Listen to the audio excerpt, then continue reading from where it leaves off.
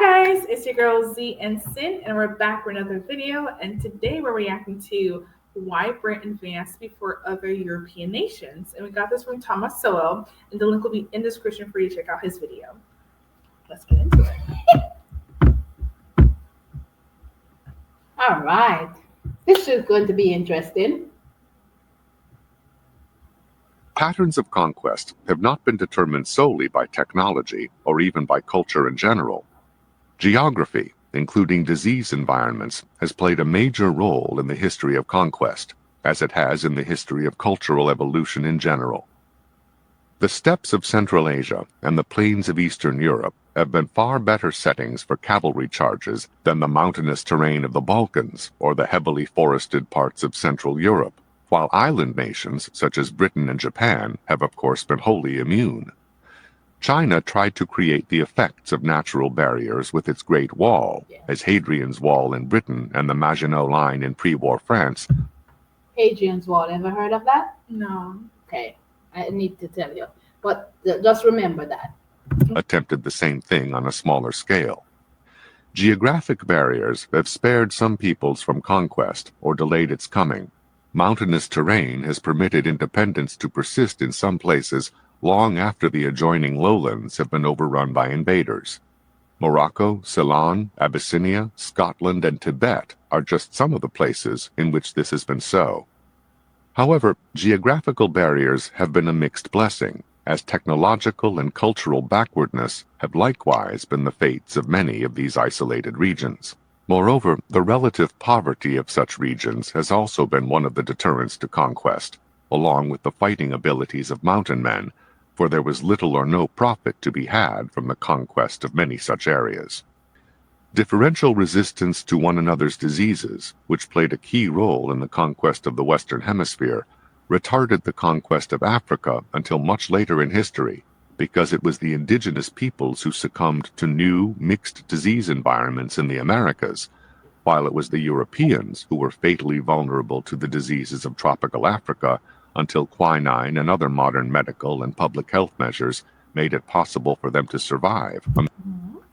Yeah, I remember learning this. We did a video, I forgot which one it was, but they referred to, and I remember reading this in history class, that, when the Europeans would come, to try to get slaves, they would not survive that long because, they're a new environment. Their body's not used to the type of diseases out there. So a lot of them did die because of that. Amid the tropical diseases that flourished south of the Sahara.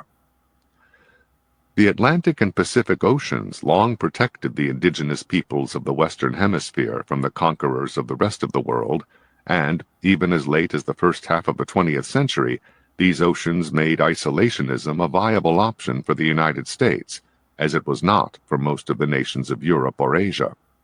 However, smaller bodies of water may facilitate rather than impede military attacks, for huge differences between the high cost of land transport and the low cost of water transport can be as important militarily as it has been economically. During the Crimean War, for example, the British and the French attacking forces were supplied by water, while the Russian defenders at Sevastopol had to be supplied by land, since the waters were controlled by British and French warships. Even with approximately 125,000 peasant carts requisitioned to supply the defenders from their own adjacent homeland, their limited supplies of ammunition did not permit them to reply in kind to the barrages fired at them from the sea. Nor was this simply a matter of conditions favoring attackers or defenders in general. Both in Spain and in Russia, Napoleon's attacking armies met disaster when they had to be supplied over land, while the opposing armies were supplied across water. The inaccessibility of African rivers to ocean-going warships made this continent less vulnerable to European naval power than much of the Western Hemisphere was.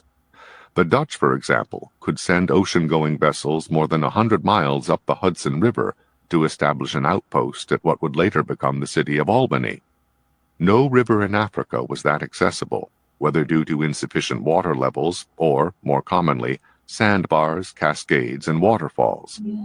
The shallow coastal waters in many parts of sub-Saharan Africa meant that large European warships could often not get close enough to the shore in many places, necessitating the loading of European troops into smaller boats, which could in many places be effectively opposed by Africans in similar-sized boats, particularly in the early centuries before. Wow. So much information. There's so much to take in. So much. Which makes sense though, because their shoreline, the way it was set up, the ships couldn't go inward. It's too low. There's not enough water to push them inward. So they have to go on to smaller boats, and that put them in jeopardy right there. I'm thinking as you're like what you're telling me. No, I get what you're doing, and I'm like, it makes a whole lot of sense. And then when he was saying, some could trade better on land than they could from sea, which makes sense. I see that. I can see. Yeah, I'm trying to like put everything together with and slavery and stuff like that. How they did that, because it doesn't like it's making sense. It's not making sense at the exact same time. What do you mean? Because like during slavery, they brought those ships onshore. Yeah, but the bigger ships couldn't. These are smaller canoes that could go up to shore. That's why he said when they veer off, the Africans could be smaller boats. Because there was not enough water shoreline, because it's not enough to bring up a big ship. How are they going to get it back out on the water? I see that two things, because Senegal, yes, I've seen like their ships are just like that when they're gone fishing. They don't do big ships. I didn't know that. There's a documentary I saw. But then I thought of like slavery back in history book, they had these big ships. So I wonder how they did that. I don't know. How they shipped all those slaves out of Africa. They canoe in on small canoes towards the ship. Because the shoreline wasn't accessible. It didn't have enough water pumping in order to push the ship back out into the ocean. That makes sense. Get it now? Yeah, it didn't make sense what I learned from history class. It didn't click. Oh, I see what you're saying. Because I'm like, because they taught us something totally different. That's why I'm like, that doesn't make sense to me in what I learned in history class.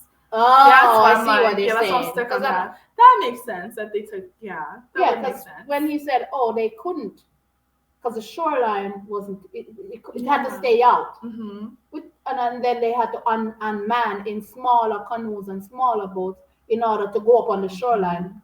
I'm like, that makes sense. Because there was no dock. Yes.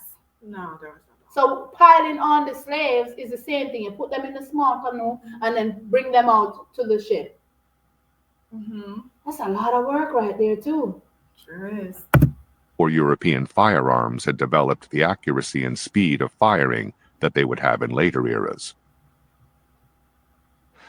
The history of the British people, like the history of other peoples around the world, illustrates the enormous importance of human capital, whether in the form of specific skills, general education, or traditions and laws that facilitate both economic development and the development of free institutions. The many centuries that it took for the British to rise from cultural and economic backwardness to the forefront of world civilization in technology and political dominance suggests something of the difficulty of acquiring the necessary human capital. The vital role played in this process by numerous other peoples who came to the British Isles, whether as conquerors, immigrants, or refugees, also suggests how important cultural diffusion is. The Romans, the Normans, the Jews, the Lombards, and the Huguenots all contributed in important ways at different historical junctures to what would ultimately become a British achievement. The geography of the British Isles also played an important role, not in determining what people would do, but in determining the boundaries of what was possible. The simple fact that Britain is an island nation and that water transport is vastly cheaper than land transport, and was especially so in the era before railroads, meant that the British could transport heavy raw materials like coal to different parts of the United Kingdom much more cheaply and rapidly than was possible within nations with large interiors such as Germany or the United States, both of which had to wait for the era of railroads to challenge the British in industrialization. That made sense. That makes sense, yes. They have a lot of canals and waterway in order to get things in and out.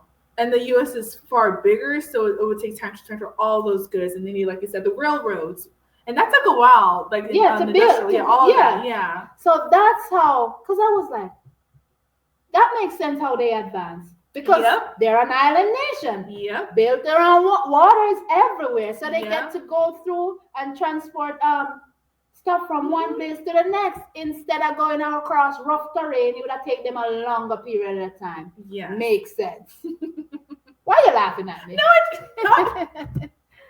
The fact that the key raw materials of the industrial age, iron ore and coal, were located very near each other and also near navigable waterways in Britain, again gave the British decisive early advantages over countries like Germany and the United States, as well as permanent advantages over regions of the world where such natural resources do not exist at all and cannot be imported at any feasible economic cost.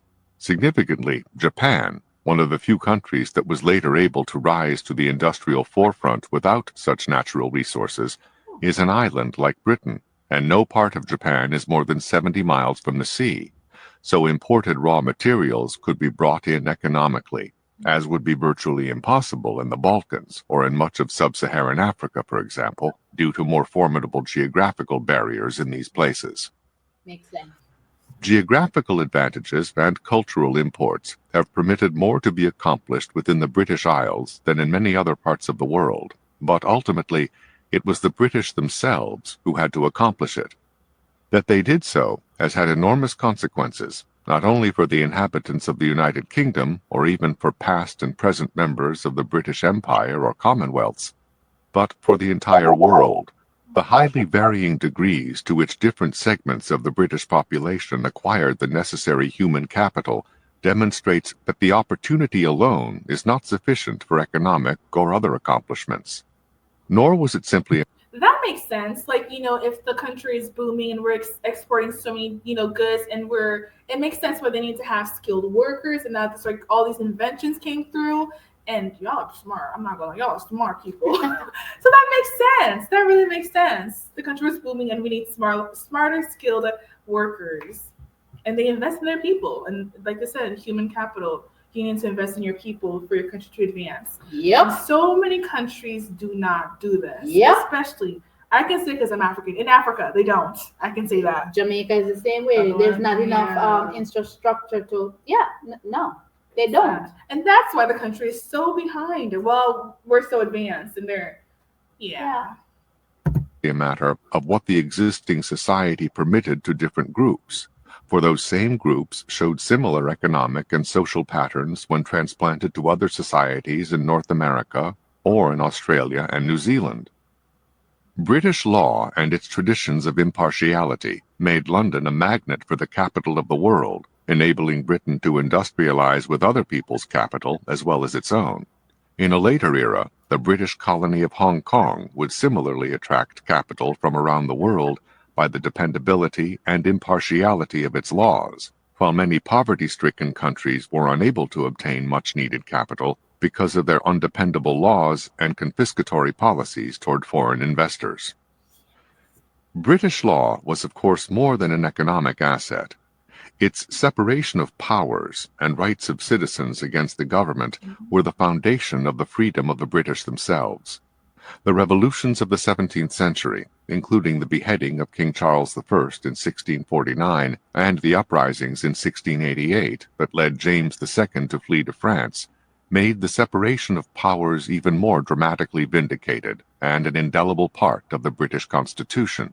While many other countries copied British systems of law and government, those that succeeded in creating similarly free governments were largely those that came from the same tradition, the United States, Canada, Australia, New Zealand, for the historical experiences that were distilled into powerful traditions were essential to the functioning of the legal and political institutions themselves. While these institutions could be copied by anyone, the history and traditions behind them could not be synthesized, and it was these intangibles that made the tangible institutions and structures work. Wow. Yeah, like you said, wow. So much was said during the last clip of this. So much was said. Interesting. You see, when it comes on to no one, the law, when they set that law, Mhm. the difference between the power, the Yeah. separation of, because if it wasn't that way, then those in power would be able to do whatever they wanted to do, Yeah. and the citizens had no say. Mhm. You understand? So you weren't above the law. Mhm. You can't have so much power to do certain things and get away with all these things. Mhm. That made sense. Mhm. But here again, their laws were kind of an imprint for other nations that Yeah. To came follow. about. Mhm. They tweak it a little to fit what the way they wanted, but it still came from. Especially the U.S. because we did literally come from them, so it Okay, makes sense. but Yeah. Australia is the same way Australia. as well because it was convicts Mm. that was sent to Australia that built Australia. Oh, that's new to me. Oh, so now we need to look into that. Yeah. You didn't know that? I know about the U.S. I didn't know about Australia like that. Okay, No. I just learned that the other day watching a video about the Wow. UK. They sent their prisoners there. Hmm. Interesting, That is indeed. interesting. Yeah. And no, continue. Go ahead. Huh? No, you were saying? I don't know. Like, it just sounds like America's like always wants to detach themselves. Well, they want like true independence from Britain so bad that to this day you can just tell how much there is camaraderie. Like we're chill, we're friends, we're allies, but there's still some tension sometimes. And the U.S. just can never adapt. What you guys have over there, especially like your health system, those like the good stuff you The guys have. plug. The plug. A simple That thing is as a that. big one. The plug. Mean like some minute things that you can change, Yes. which you have no intention of changing for the betterment of your citizens. When you think Yes. about it, it's not really about you, but they want Yeah. to separate themselves so Yeah, much. I get it. I get it, but it's just like you're so boasting, so like what's that? Like, Arrogant. Boasting. So bossy. There you go. Yeah, It don't that's make no America. sense. Mm-hmm. It just don't make no sense to Yeah. me. But good video from Thomas. Very So good. it makes a whole lot of sense when you're sitting. Some of it may fly over your head. Yeah, It's some my of them have to second time take watching time. it. Yeah, he sends like a lot of information just a short period, and it's our my first time seeing Yeah. it. So I'm just even second time, you got to take it Yeah, in. so that's why I grasp more now watching it a second time than Mhm. when I watch it the first time. So that's why I was able to say to you, well, that makes sense. Because the first time it was just a load of information coming at me, and I'm like, And you're "Geez, that's processing a it. lot. And I It was is. trying to process it, and it was my first time hearing. Second time now hearing it, I grasp more. I learned something new. You know what I mean? Yep. We all learn every day, guys. It's Z, And Sin. and we're running out of here. Don't forget to give this one a big thumbs up. Tell us what you'd like us to check out next. And I'll see you guys in another one. Bye.